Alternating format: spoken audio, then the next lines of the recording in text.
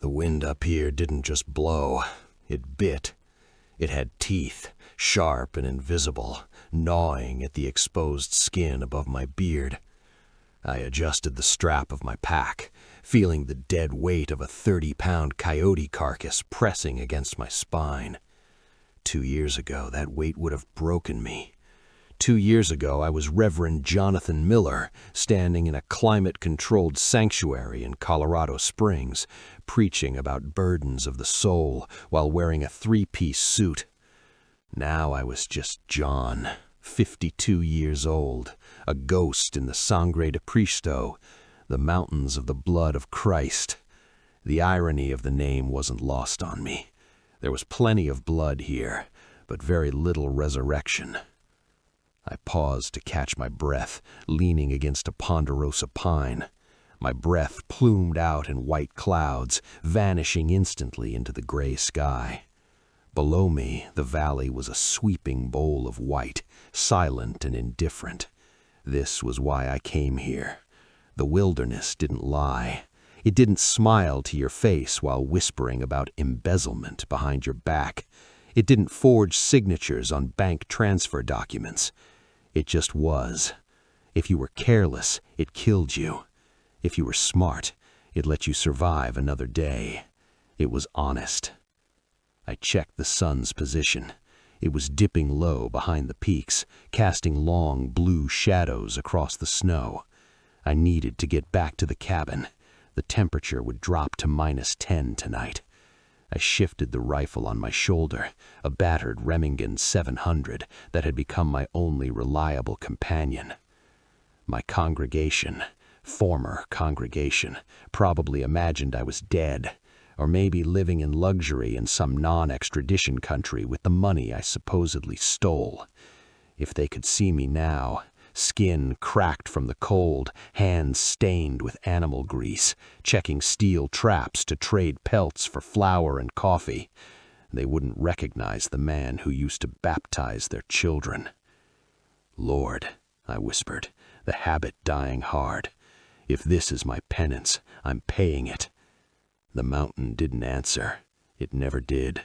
Only the wind howled, sounding like a choir of the damned.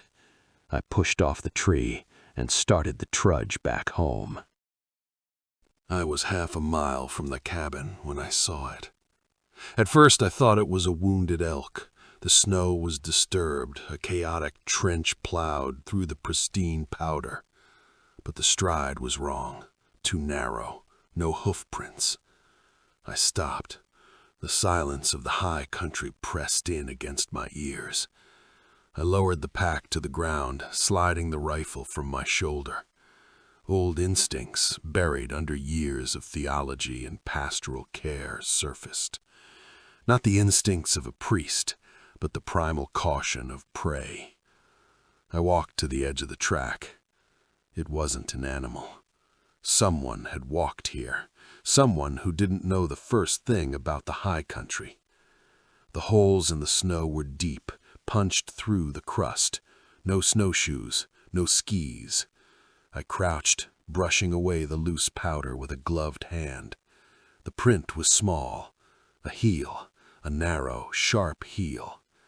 "You have got to be kidding me," I muttered. City shoes, designer leather, up here at 9,000 feet in deep winter? It was suicide. It was insanity. The tracks were erratic, stumbling, falling, crawling, then getting up again. They veered off the game trail, heading toward the Devil's Throat, a cluster of granite crevices where the wind created vortexes that could freeze a man in 20 minutes. I didn't want to follow. I wanted to pick up my coyote, go to my cabin, light my wood stove, and forget the world existed. That was the deal I made with God. I stay out of his way, he stays out of mine. But the tracks were fresh, maybe an hour old. "Damn it," I hissed. I followed. The drag marks got heavier the further I went. The person was failing. The will to live was losing the battle against physics. I found her 20 minutes later, wedged into a fissure between two granite slabs. She was a dark smudge against the blinding white. I approached slowly, rifle ready, though I knew I wouldn't need it. She was lying in a fetal position, half buried by the drifting snow. I saw a flash of a black wool coat, expensive, tailored, useless. A leather purse was frozen to her side, the strap tangled in her arm. I knelt beside her, pulling off a mitten to press my fingers against her neck. Her skin was like marble, cold, hard. She was a woman, maybe 40. Her face was waxy, lips blue, eyes shut tight against the horror of the freezing death. I waited. Thump. A pause that lasted an eternity. Thump. Faint, thread-like, but there. You're a fool, and you're a lucky fool. I looked at her face again. There was something familiar about the sharp line of her jaw, even in this state. But the cold was stealing my time. I didn't have time to think. I had to move. If I left her here for 10 more minutes, she was a corpse. If I took her, I was inviting the world back into my life. I sighed, looking up at the gray sky. "You have a strange sense of humor," I said to the clouds. Then I grabbed her shoulders and pulled. She was dead weight, 130 pounds, give or take, but unconscious bodies always feel heavier, as if the soul has stopped helping lift the burden. I had to leave the coyote carcass behind. $30 in bounty money, gone to the wolves. The irony wasn't lost on me. I was trading a sure meal for a stranger who might not even survive the night. I rigged my drag sled, a makeshift contraption of bent PVC and canvas I used for hauling game. I strapped her in tight, wrapping her in my own wool blanket until she looked like a gray cocoon. And the wind was screaming now, a banshee wail tearing through the spruce trees, driving needles of ice into my eyes. The mile back to the cabin was a blurred nightmare. My lungs burned. The air at this altitude is thin, unforgiving to men past 50, even fit ones. Every step was a negotiation with gravity and the slick, treacherous ice beneath the powder. I leaned into the harness, head down, putting one boot in front of the other, counting my breaths to keep the panic at bay. When the silhouette of the cabin finally emerged from the whiteout, I didn't feel relief, just a dull, aching exhaustion. I kicked the door open, dragging the sled across the threshold. The heat hit me first. The wood stove, a cast-iron beast I'd salvaged from an abandoned mining camp, was still radiating warmth from the morning's fire. The smell of pine resin and wood smoke, the smell of life filled my nose. I didn't waste time on modesty. Hypothermia doesn't care about dignity. I cut the expensive coat off her. The fabric was stiff with ice. Her boots were Italian leather, soaked through, useless. I pulled them off, my rough, calloused hands working against the delicate laces. Her feet were porcelain white, waxy to the touch, frost nip bordering on frostbite. I checked her pulse again, still there, thready like a moth fluttering against a window pane. I lifted her onto the cot near the stove, piling every blanket I owned on top of her. Then I stoked the fire until the iron belly of the stove glowed cherry red. I sat back on my heels, watching her breath mist faintly in the warming air. She was alive, for now. An hour passed. The storm outside battered the cabin walls, testing the chinking I'd packed between the logs last autumn. Inside, the only sound was the crackle of burning pine and the shallow rhythm of her breathing. I sat in the single wooden chair, nursing a tin cup of black coffee, watching the stranger's face. The heat was bringing color back to her cheeks, a flush of life chasing away the gray mask of death. She stirred, a low moan escaping her lips, the sound of nerves waking up, the painful thaw that hurts worse than the freezing. She turned her head, and the firelight caught her profile. The sharp nose, the thin, determined lips, the small scar above her left eyebrow. My hand tightened around the tin cup until the metal buckled. Hot coffee splashed over my knuckles, but I didn't feel the burn. I felt a different kind of heat, a cold, roiling fire in my gut. I knew this woman. 2 years ago, she hadn't been wearing a frozen wool coat. She'd been wearing a gray pantsuit, standing in the center of my church office, holding a search warrant like a weapon. Detective Emily Carter, Denver PD, Internal Affairs. The woman who looked me in the eye while her team tore apart my filing cabinets. The woman who told the press, "We follow the evidence wherever it leads," while holding up forged bank statements that bore my signature. She was the reason my daughter wouldn't answer my letters.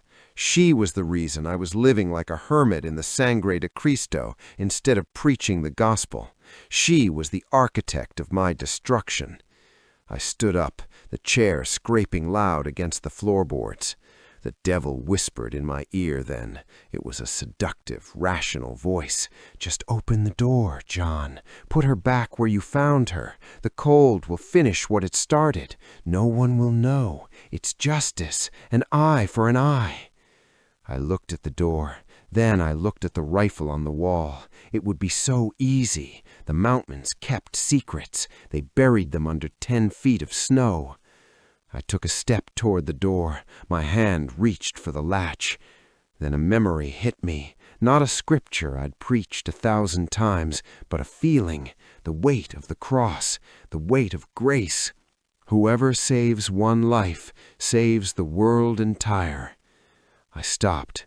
My hand hovered over the iron latch. I wasn't a pastor anymore. I was a trapper, a broken man. But was I a murderer? I looked at the cot. She was shivering now, violent tremors racking her body. She was helpless. An enemy, yes, but a helpless one. "Damn you," I whispered, the words choking me. "Damn you for coming here." I turned away from the door. I walked back to the stove, grabbed the kettle, and poured warm water into a bowl. I soaked a rag and moved to the cot. I would save her, not for her sake, but because if I let her die, the John Miller who used to believe in redemption would die with her.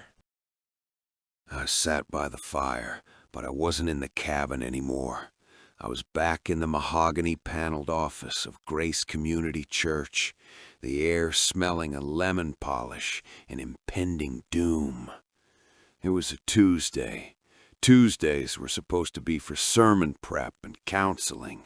Instead, it was the day the world ended. I remembered the sound of the heavy oak door swinging open. It didn't creak, it boomed. Emily Carter had walked in first, flanked by 2 uniformed officers. She didn't look like a monster then. She looked professional, efficient. She held a piece of paper in front of her like a shield, a search warrant signed by a judge I played golf with. "Reverend Miller," she had said. Her voice was flat, stripped of any doubt.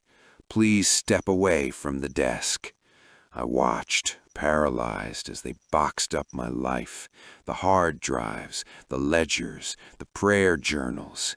Then came the evidence, the smoking gun that wasn't mine.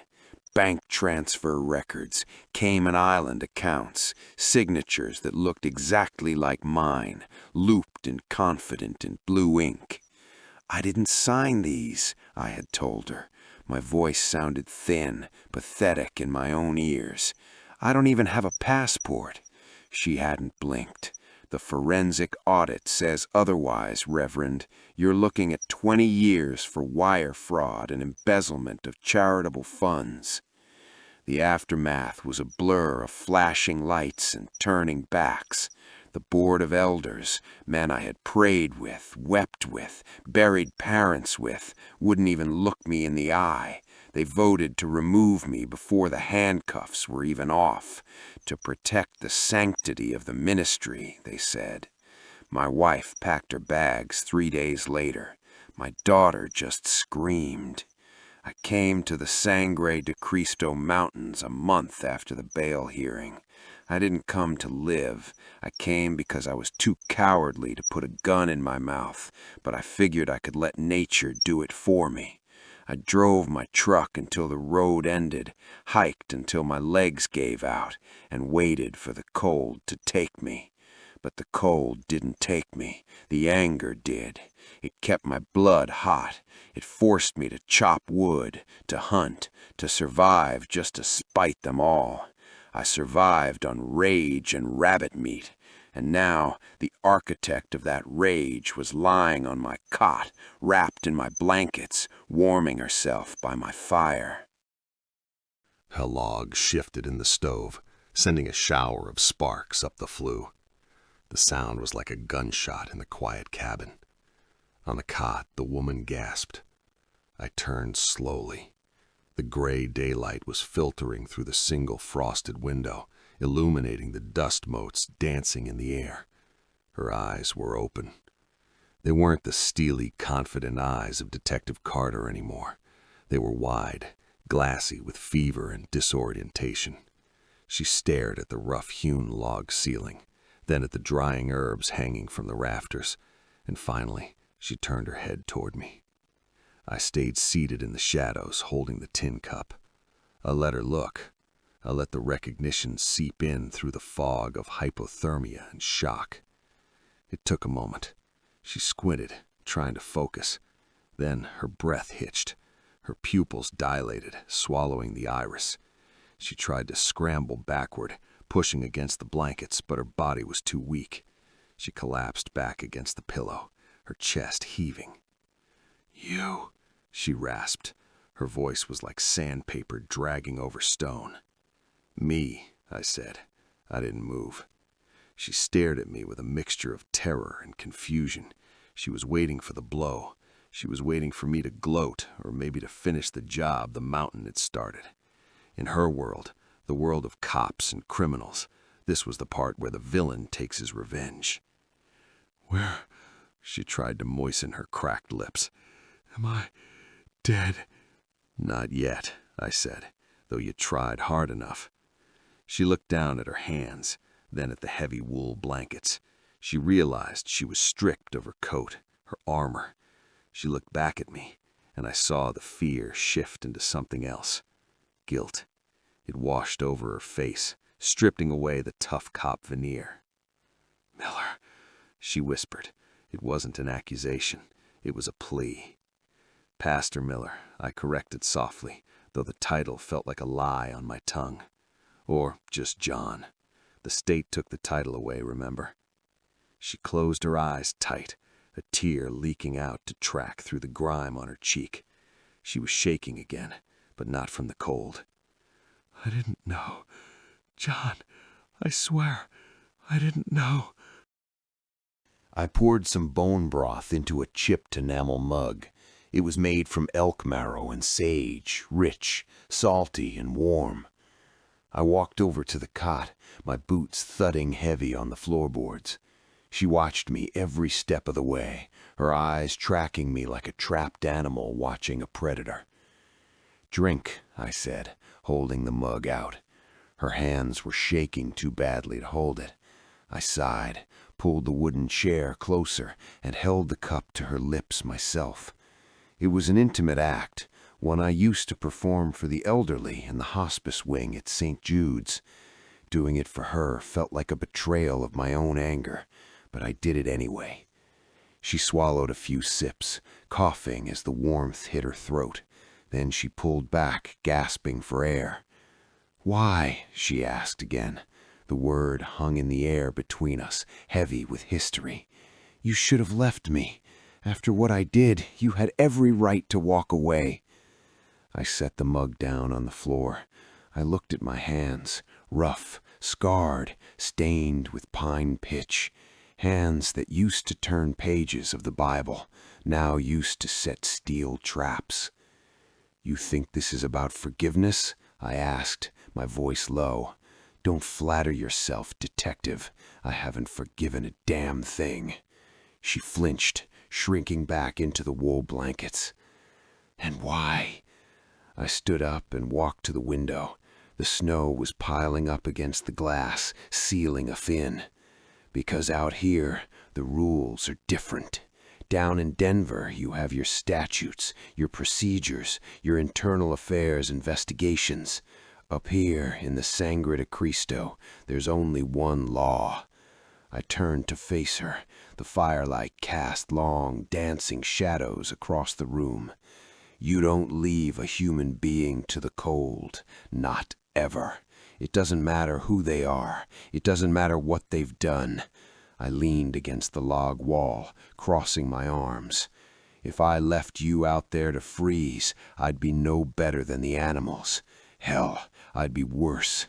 Even wolves look after their own pack. I looked her dead in the eye. I didn't save you for your sake, Emily. I saved you because I have to live with myself when the storm clears. This isn't about you. It's about me keeping the last scrap of humanity I have left. Night fell like a hammer.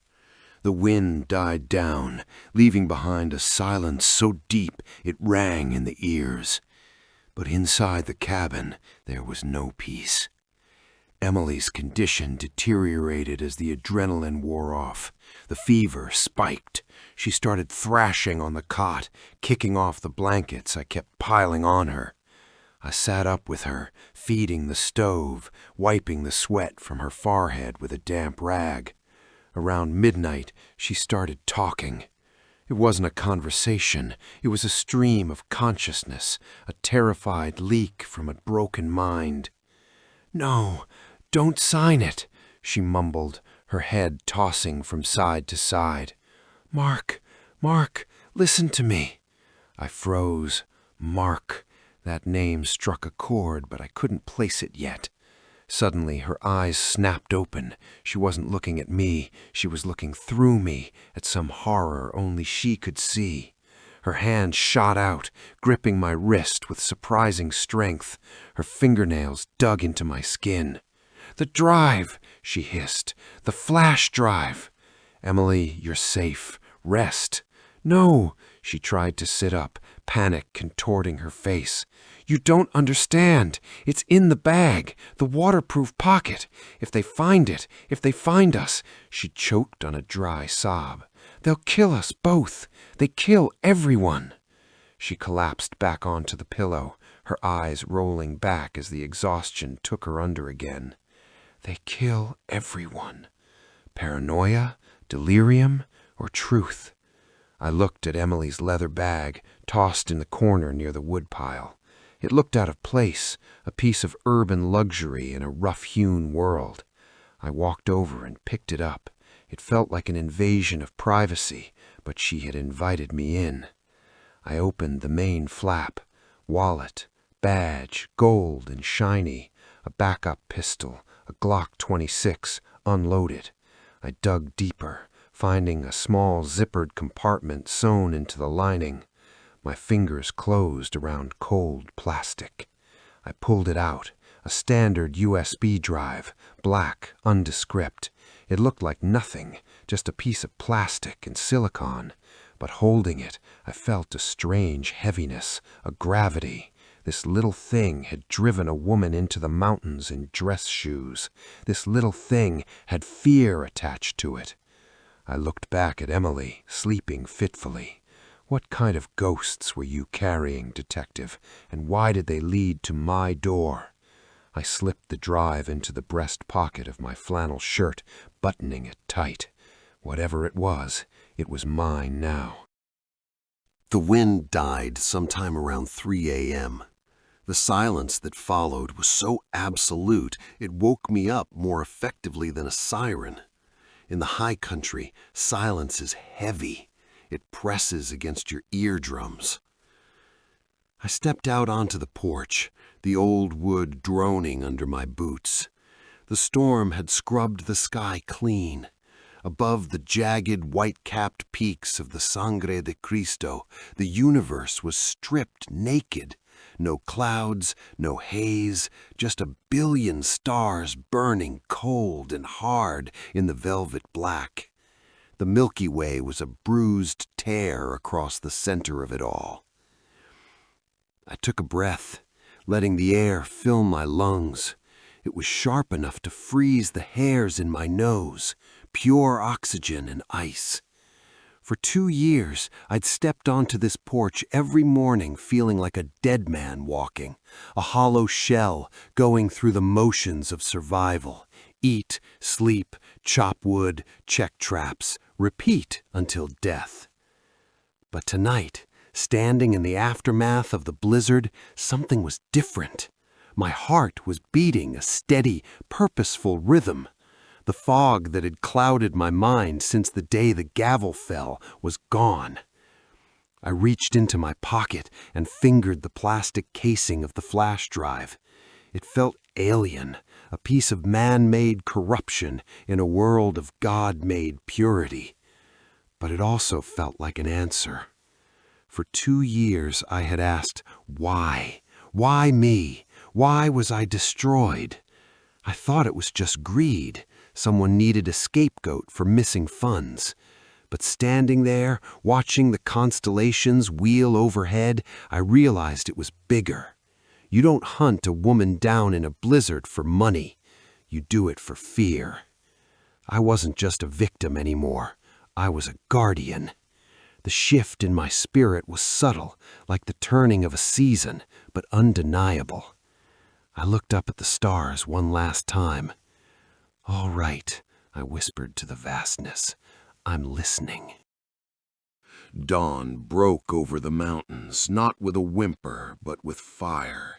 The sun hit the eastern peaks, turning the snowfields a brilliant, bloody crimson.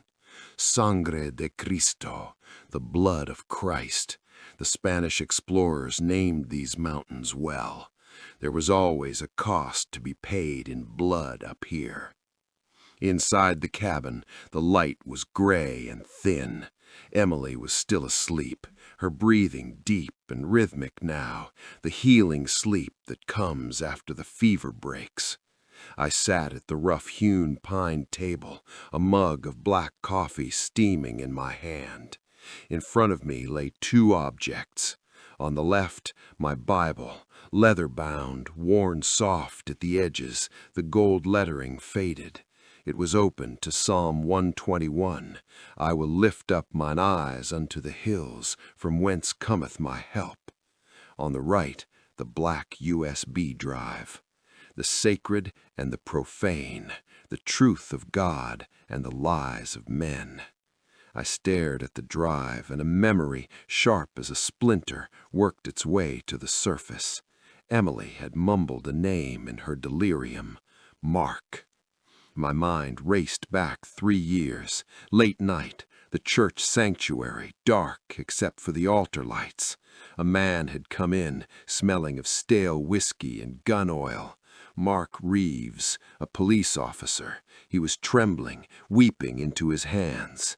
"I can't do it anymore, Pastor," he had said. They're making us plant things, evidence, drugs. I wanted to be a good cop, but the covenant, once you're in, you're in." I had prayed with him. I had told him to go to the FBI. 2 days later, Mark Reeves was found dead, ruled a suicide, a service weapon in the mouth. I sat back, the wood of the chair biting into my spine. I had thought Mark's death was a tragedy, unrelated to my fall, but I was wrong. I was the last person Mark spoke to. I was his confessor. They didn't destroy me because I stole money. They destroyed me because I knew a secret I didn't even realize I held. I looked at Emily sleeping on the cot. "You're not just a victim," I murmured. "You're the proof." The smell of boiling oats filled the cabin, nutty and warm, cutting through the stale scent of wood smoke and sickness. Emily stirred on the cot, groaning as she pushed herself up on one elbow. Her face was still pale, but the ghostly gray of hypothermia was gone, replaced by a flush of life. I watched her from the stove, stirring the pot with a wooden spoon I'd carved from aspen. She looked around, her eyes darting like a spooked deer, until they landed on me. "Water," she croaked. Her voice was raspy, damaged by the dry, high-altitude air. I poured a tin cup from the kettle and brought it over. She snatched it from my hand, drinking greedily, water spilling down her chin onto the wool blanket. I didn't stop her. Dehydration kills faster than hunger up here. "Slow down," I said finally, taking the empty cup. "You'll make yourself sick." She sagged back against the wall, wiping her mouth with the back of her hand. Her gaze drifted to the table where the black USB drive sat next to my Bible. She froze. "You found it," she whispered. I nodded, moving back to the stove to ladle out 2 bowls of oatmeal. I set one on the table and sat down, gesturing for her to join me if she could stand. She swung her legs over the edge of the cot, wincing as her feet touched the cold floorboards, but she made it to the chair. She ate like a starving animal, fast, desperate, scraping the bottom of the bowl. When she finished, she pushed the bowl away and looked at me. The fear was still there, but beneath it was something harder, defiance. "Talk," I said. It wasn't a request. She hesitated, her eyes flickering to the door as if expecting it to burst open. "You don't want to know, John. Knowing gets you killed." I leaned forward, resting my elbows on the table. "I'm already dead, remember? You saw to that 2 years ago. My reputation, my family, my life, gone. So don't tell me about danger. Tell me what's on that drive." She swallowed hard. "It's not just evidence," she said quietly. "It's a death sentence for anyone who sees it. Try me." She took a deep breath, her hands trembling slightly as she wrapped them around the warm mug of tea I'd placed in front of her. Outside, the wind was picking up again, whistling through the chinking of the logs, a lonely, mournful sound.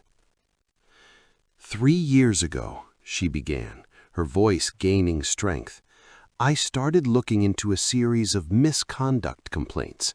Small stuff at first, missing narcotics from the evidence locker, unauthorized overtime, standard corruption. She looked at me, her eyes dark with memory. But then I found the pattern.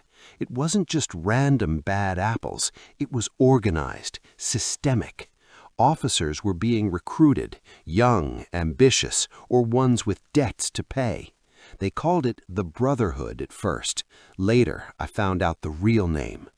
"The Covenant," I said. Her head snapped up.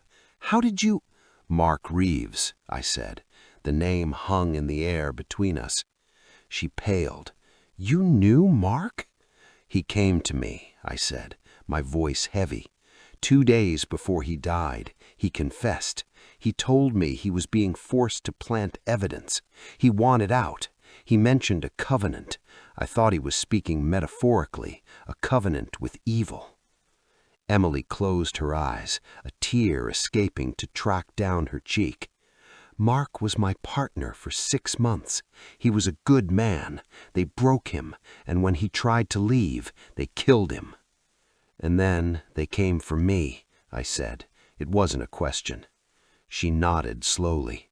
"You were the loose end. Mark talked to you. They couldn't risk what you knew, even if you didn't realize what you knew. So they discredited you, destroyed your credibility so thoroughly that even if you did speak up, no one would believe a word." I sat back, the truth settling onto my shoulders like a physical weight. It wasn't about money, it wasn't about sin, it was about silence. "After your case," she continued, "I was promoted, detective sergeant. It was a reward, a bribe to keep me quiet and happy, but I kept digging, and what I found, it goes all the way to the top. Judges, city council members, even," she paused, looking at the Bible on the table, "even some church leaders."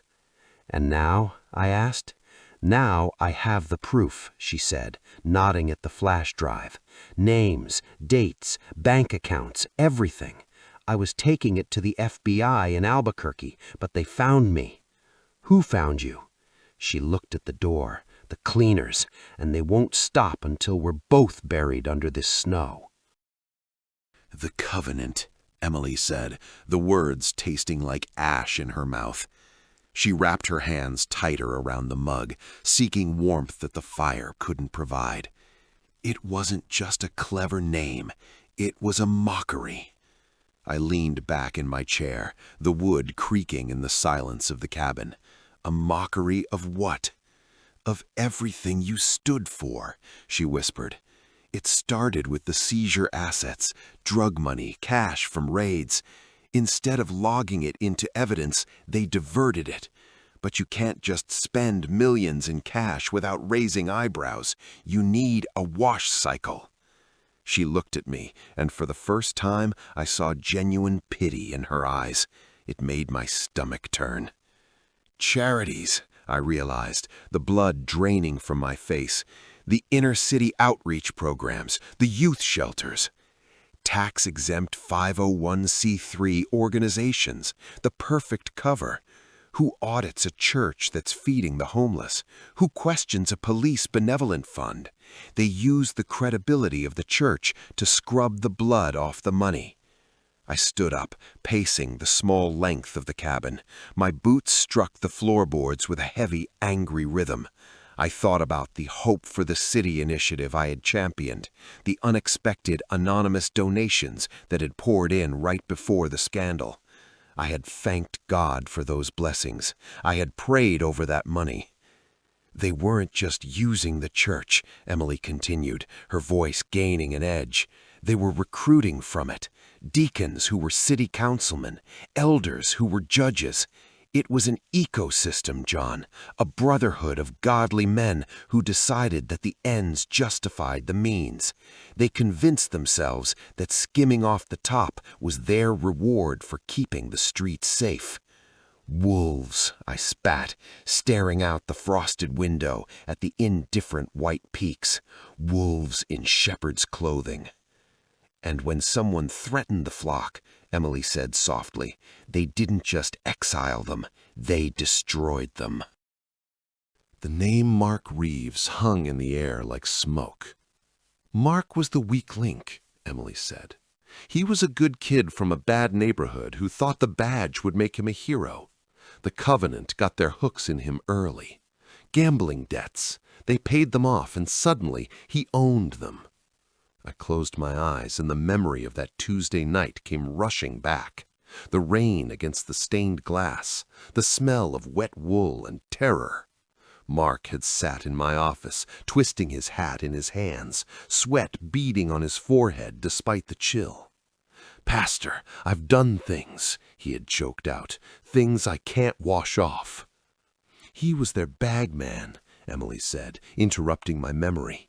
"He moved the cash from the stash houses to the church accounts, but the guilt was eating him alive. He told me he was going to the FBI. He had a meeting set up with an agent in Santa Fe." "He never made it," I said. My voice sounded hollow. "No, they found him in his car 2 days later. Service revolver, textbook suicide note." She shook her head.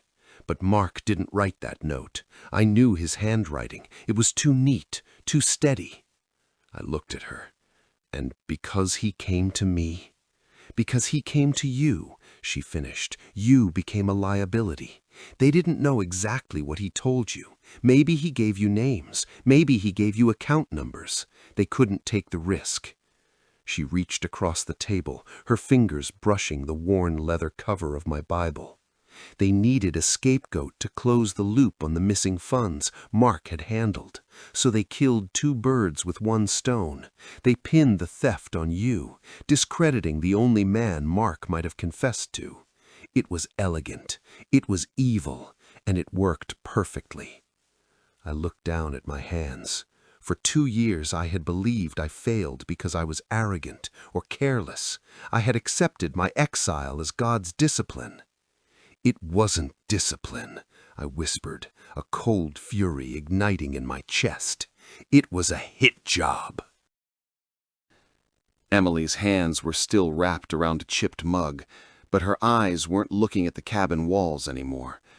She was back on Interstate 25, somewhere between Pueblo and Walsenburg, where the high plains bleed into the foothills. "I had a contact," she said, her voice dropping to a whisper. "Special Agent Vasquez, FBI Albuquerque Field Office. He was the only one I trusted. Everyone else, even my lieutenant, they were either bought or too scared to move." She took a shaky breath. Outside, the wind rattled the loose pane of glass in the window frame. "I left Denver at midnight, figured the storm would cover me. I had the drive taped under the dashboard. I was careful, John. I checked for tails 3 times before I hit the highway." "But they knew," I said. "It wasn't a question. In the mountains, you learn that predators don't need to see you to know where you are. They smell fear. They sense weakness." "They must have tracked my phone, or the car's GPS. Doesn't matter now." She looked up at me, her face pale in the firelight. "I saw headlights in my rearview mirror around 2 a.m. A black SUV, no plates. They came up fast, like a shark surfacing." I could see it in my mind's eye, the blinding high beams cutting through the swirling snow, the roar of a V8 engine drowning out the radio. "They didn't just want to stop me. They wanted to erase me. The SUV clipped my bumper, once, twice. Then they pitted me. I spun out, hit the guardrail, rolled down the embankment." She touched her forehead, where a purpling bruise was hidden by her hair. "I crawled out. The car was on its side, leaking gas. I grabbed my bag and ran. I didn't stop running until I saw your cabin light." "Ran where? Into the wilderness? In those shoes?" "Anywhere," she said simply. "Anywhere was better than that wreck." The silence that followed her story was heavy, filled with ghosts. Mark Reeves, the crash, the cold calculation of men who called themselves the Covenant. Then a sound cut through the quiet. It was faint at first, a low mechanical whine carried on the wind. But to a man who had lived in silence for 2 years, it was as loud as a gunshot. I stood up so fast my chair scraped against the floorboards with a screech. Emily jumped. "What is it?" she asked, her voice tight. "Quiet." I moved to the window, peering through the frosted glass. Down in the valley, where the tree line broke, I saw them. 2 dark shapes moving against the white backdrop. Sleds, snowmobiles, moving fast, kicking up plumes of powder. And then the sound I dreaded most. Barking, deep, throaty barks. "Dogs," I said, turning back to Emily. "They have dogs." Her face went white. "They found us." "Get your boots on," I ordered, my voice snapping into command mode. "Now." I didn't wait for an argument. I grabbed my canvas pack from the hook by the door. I threw in a box of ammunition, a coil of climbing rope, a flint striker, and a bag of jerky. I didn't pack clothes. We wouldn't need clothes if we were dead. I took the rifle from the wall, my old Remington 700, bolt action, reliable, deadly at long range. I checked the chamber, loaded. Emily was struggling with her laces, her fingers stiff with fear. "Where are we going?" "High ground," I said, shoving the flash drive deep into my pocket. "The ridge. They can't follow on machines up there. We have to beat them to the tree line." "John," she said, looking up at me. "There are 2 of them, maybe more." "Then we better be fast," I said, pulling her to her feet, because the Covenant just came to church. The wind outside was a living thing, biting at any exposed skin with teeth of ice. I didn't feel it. Adrenaline is a powerful drug, masking the cold and the fear with a hyper-focused clarity. I dragged the makeshift sled, a plastic toboggan I used for hauling firewood, through the drifts, the rope cutting into my shoulder. Emily was huddled on it, wrapped in every wool blanket I owned. Her face was pale, her eyes wide, scanning the tree line like a hunted deer. "We have to move faster," I grunted, my breath steaming in the frigid air. The sound of snowmobile engines was a low, angry buzz in the distance, getting louder. We hit the tree line, a dense stand of spruce and fir that offered some cover from the open valley floor. I stopped to adjust the load, my chest heaving. Emily looked up at me, shivering violently. "John," she chattered, why did you believe me about Mark?" I looked down at her. The question hung in the cold air. "Because I saw his eyes," I said, my voice rough. "2 days before he died, he came to me. He was terrified, not of God, of men." I started pulling again, the sled hissing over the snow. "He told me they were going to kill him," I continued, speaking to the rhythm of my steps. "I told him to have faith, to trust the system. I told him God protects the righteous." I laughed, a short, bitter bark. I sent him back to the wolves with a prayer. Emily was silent for a long time, then quietly, "You didn't know." "Doesn't matter," I said, leaning into the harness. "When they said it was suicide, I knew. Deep down I knew, but I was too scared to admit it. I let them paint me as a thief because it was easier than being a witness to a murder." We made camp in a shallow ravine as the sun began to dip below the peaks, casting long, bruised shadows across the snow. I built a small fire, smokeless, using dried, dead branches I'd cached in a hollow log weeks ago. The heat was meager, but it was life. Emily sat close to the flames, her hands trembling as she held them out.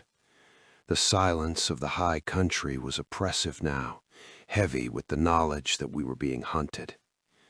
"I didn't check the records," she said suddenly. Her voice was small, fragile. I looked up from stirring a pot of melting snow. "What?" "The bank statements," she whispered, staring into the fire. "The ones they used to convict you. I never verified them with the bank. I just took the copies Captain Miller gave me. He said they were authenticated." She looked at me, tears welling in her eyes. "He was my mentor, my friend.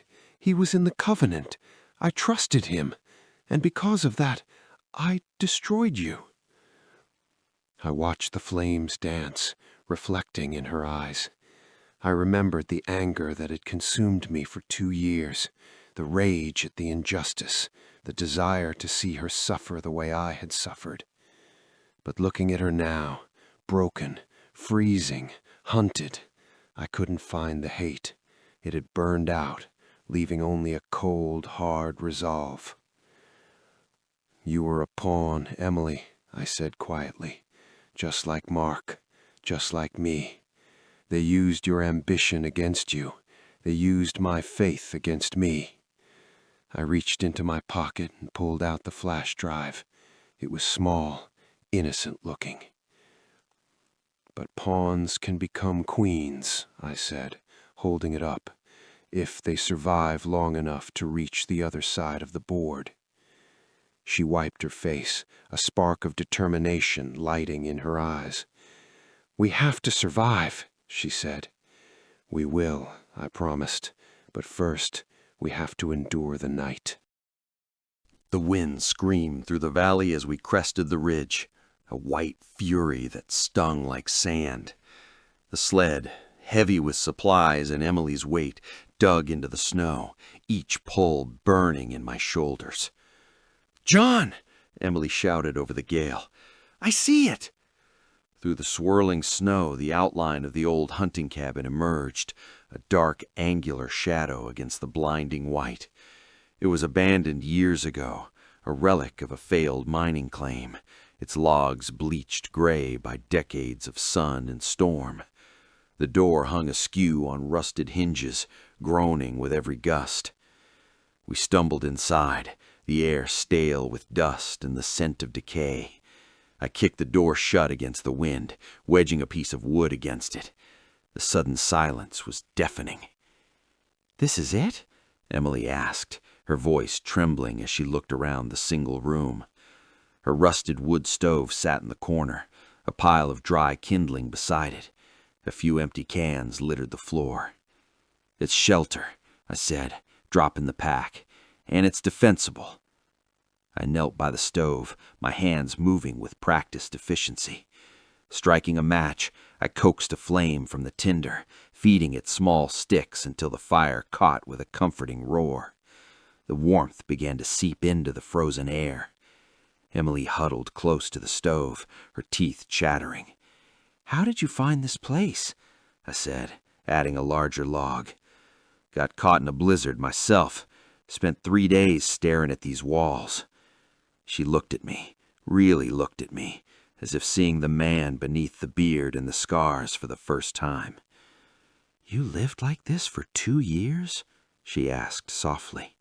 "Alone?" I sat back on my heels, watching the flames dance behind the grate. The question hung in the air, heavy with unspoken judgment. "Not at first," I said, my voice low. "The first winter, I didn't think I'd make it. I didn't want to make it.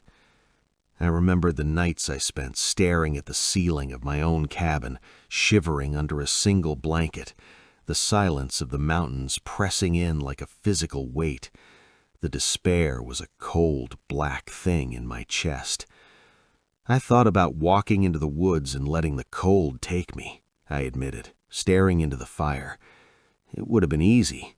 Just sit down under a tree and go to sleep." Emily was quiet, her eyes wide.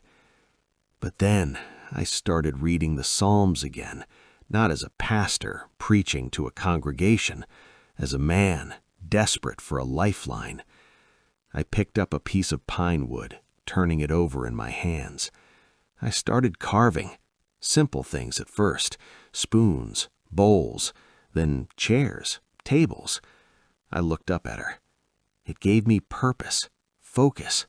When your hands are busy creating something, your mind doesn't have time to destroy itself. I gestured around the cabin. I fixed the roof on my place, built a smokehouse, helped a wounded elk calf get through the winter, and somewhere along the way, the anger started to fade. It didn't disappear. It just became fuel. "Fuel for what?" Emily asked. "Survival," I said, "and maybe redemption." I realized that if God wanted me dead, he had plenty of chances. Since I was still breathing, there must be a reason. I looked at the flash drive sitting on the table between us. Maybe this is it. Maybe this is the reason. The fire crackled, casting long, dancing shadows against the rough-hewn logs. Emily held her hands out to the warmth, her face still pale, but the shivering had stopped. "My wife," I said, the words tasting like ash. "She didn't just leave. She erased me." I stared into the flames, seeing the pristine suburban house in Colorado Springs, the manicured lawn, the Sunday pot roasts. It felt like watching a movie of someone else's life. When the scandal broke, the shame was too much for her. She took Sarah and moved to her sister's in Phoenix, changed her number, changed her name back to her maiden one. I reached into my pocket and pulled out a worn, folded piece of paper. It was soft from being handled 1,000 times. "Sarah wrote me this," I said, handing it to Emily. She unfolded it carefully. It was short, brutal. "You betrayed God. You betrayed us. Don't look for me. You're dead to me." Emily read it, her expression crumbling. She handed it back gently. She was 16, I said, old enough to hurt, young enough to see the world in black and white. To her, I wasn't her father anymore. I was the fallen pastor, the thief. I carefully refolded the letter. That's why I chose the mountains. In the city, I was a headline, a cautionary tale. Up here, the trees don't judge. The wind doesn't care about your bank account. You live or you die based on your actions, not your reputation. Emily looked at me, her eyes filled with a sorrow that mirrored my own. "It's peaceful," she whispered, in a terrifying way. "It's honest," I corrected, "and honesty is the only thing I have left." The fire popped, sending a shower of embers swirling up the stone chimney. Outside, the wind had died to a whisper, and the only sound was the soft crackle of burning pine and the steady rhythm of our breathing. Emily sat across from me on an upturned crate, her knees drawn to her chest, the firelight dancing in her eyes. The fever had broken. What remained was something sharper, clarity. "You know," she said softly, her voice barely above the fire's whisper, "I used to think faith was a crutch, something people leaned on when the world got hard. I didn't look up from the flames. And now," she shifted, pulling the wool blanket tighter, "now I've seen what happens when you take the crutch away. You don't just fall, you shatter." A log settled in the stove with a soft sigh. I waited. "Back in Denver," she continued, her gaze fixed on the dancing shadows, "I read your sermons, the ones archived online, the refiner's fire, when God removes the scaffolding. I thought they were just words, pretty theology for comfortable people." She turned her head, meeting my eyes directly. "But seeing how you lived, how you rebuilt that cabin down in the valley, how you survived out here after everything they took from you, I have to ask." Her voice dropped, fragile as frost on glass. "Was any of it purposeful? Not the evil they did, never that, but the survival, the way you found your way back to yourself when the world called you dead." I felt the question like a stone dropped into still water, ripples spreading deep. "You're asking if God had a hand in this?" I said, my voice rough. "After they buried my name? After my daughter told me I was dead to her?" "You're asking," she said gently. "Maybe he was the only one who saw you were still alive." She leaned forward, the firelight catching the tears she didn't wipe away. "David wasn't hiding in caves because he failed. He was being prepared, stripped of palace comforts, stripped of loyal friends, stripped down to just him and God in the wilderness. And in that stripping, he found his song." Her voice trembled. "Job didn't lose his children so God could punish him. He lost everything so he could finally say, 'I had heard of you by the hearing of the ear, but now my eyes see you.'" She looked around the cabin, the hand-carved table, the mended roof, the simple cot, then back at me. "Where are the men who called you brother when you stood in the pulpit? Where are the elders who shared communion with you? They vanished the moment the storm hit. But you didn't vanish. You're still here, stronger, truer." A single tear traced a path through the grime on her cheek. "Maybe, just maybe, God didn't send the wolves, but he walked with you through the valley they created, and in the silence they left behind, he finally had your full attention." I stared into the flames, her words settling deep in the hollow places I'd carried for 2 years, not as an answer, but as a possibility. For the first time since the gavel fell, I didn't feel the weight of what was taken.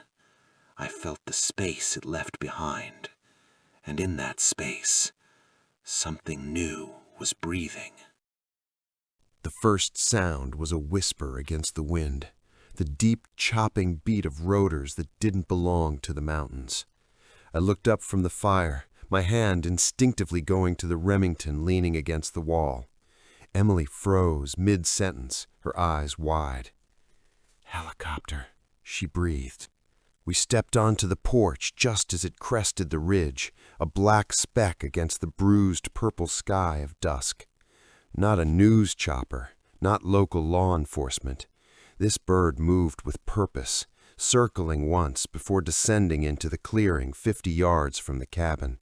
Snow swirled in violent spirals as the skids touched down. A man jumped out before the rotors fully slowed, mid-40s, sharp eyes, FBI windbreaker snapping in the downdraft. He moved with the calm certainty of a man who'd been waiting for this moment a long time. "Detective Carter," he called over the engine roar. "Agent Vasquez, we lost you in the blizzard, but the signal just punched through when the storm cleared." Emily looked confused, her hand going to her belt where her badge was clipped. "Signal? My phone is dead." "Not your phone," Vasquez said, a faint smile touching his lips. "Your badge. We planted a passive tracker in the case 6 months ago. The deep snow and the storm masked it until tonight. Good thing, too, we saw 2 snowmobiles turning back south when we crested the ridge. You cut it close, Reverend." His gaze shifted to me, respectful but assessing. "Reverend Miller, thank you for keeping her alive." He didn't ask for the drive. He didn't need to. I reached into my flannel shirt pocket, my fingers closing around the small black rectangle, the weight that had almost killed us both. I pulled it out and handed it to Emily.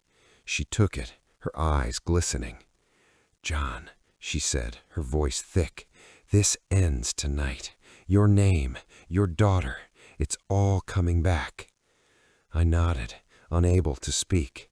There were no grand words between us, only the quiet understanding forged in snow and fire. She climbed into the helicopter without looking back. The door slid shut.